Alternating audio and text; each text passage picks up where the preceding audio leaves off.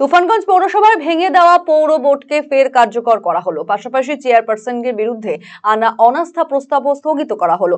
শুক্রবার কোচবিহার জেলা তৃণমূল কংগ্রেস কার্যালয়ে সাংবাদিক বৈঠক করে এমনটাই জানালেন জেলা সভাপতি অভিজিৎ দেব ভৌমিক। উল্লেখ্য, তলবি সভা ডেকে তুফানগঞ্জ পৌরসভার চেয়ারপারসন কৃষ্ণা ঈশ্বরের বিরুদ্ধে অনাস্থা প্রস্তাব এনেছিল তার নিজের বোর্ডের এই কাউন্সিলররাই। তারপরই ভেঙে দেওয়া হয়েছিল পৌর বোর্ড। এ বিষয়ে অভিজিৎ দেব ভৌমিক বলেন, তুফানগঞ্জ পৌরসভার কাউন্সিলর ও চেয়ারপারসনের মধ্যে কিছু ভুল বোঝাবুঝি চলছিল, যার জেরে পৌর বোর্ড ভাঙা হয়েছিল। তবে আজ আমরা তুফানগঞ্জে সকল কাউন্সিলরদের নিয়ে দফায় দফায় সভা করি এবং ভুল বোঝাবুঝি মিটিয়ে দেওয়া হয়। ফলে পুনরায় তুফানগঞ্জ পৌরসভায় আগের বোর্ডকেই কার্যকর করা হলো। কোচবিহার জেলার তুফানগঞ্জ পৌরসভা নিয়ে কিছু খবর ইদানিংকালে আপনারা দেখতে পাচ্ছেন এবং আজকেও একটি খবর বেরিয়েছে।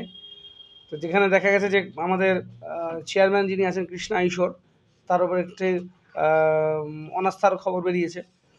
গতকাল আমাদের কাউন্সিলরে যারা মিটিং করেছিলেন তারা সেখানে বলেছেন যে আগামী 18 তারিখের পর সেটা প্রসিড করবেন। ইতিমধ্যেই দল ইন্টারফেয়ার করবে, আমরা যথাসময় তাদেরকে বলেও ছিলাম। আমরা তুফানগঞ্জ বিধানসভা কেন্দ্রের যে জনসভা আমরা করেছিলাম জোড়াই মোড়ে, সেখানে আমরা বলেছিলাম যে তুফানগঞ্জ ইস্যুতে যথাসময়ে দল ইন্টারফেয়ার করবে এবং আমরা পরপর 3বার ডিসকাশন হয়েছে। গতকালে লাস্ট ডিসকাশন নিয়ে 3rd ডিসকাশন এবং আজকে এটা 4th ডিসকাশন। আমরা কাউন্সিলরদের সাথে বসেছি, এখানে 12 জন কাউন্সিলরই উপস্থিত আছেন।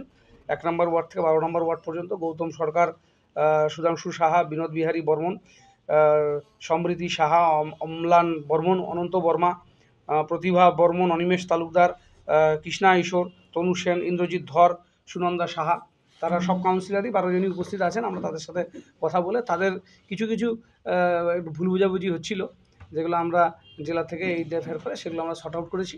সমস্ত সমস্যা মিটে গেছে, আর কোনো সমস্যা থাকছে না তুফানগঞ্জ পৌরসভা নিয়ে। এবং অ্যাজ ইট ইজ যেমন চলছিল তুফানগঞ্জ পৌরসভার কাজ এবং উন্নয়ন সেটা চলবে। একটা ভুল বার্তা গেল, এটা কোথাও যাওয়া উচিত নয়, এটা অনুভব করেছেন আমাদের কাউন্সিলররাও।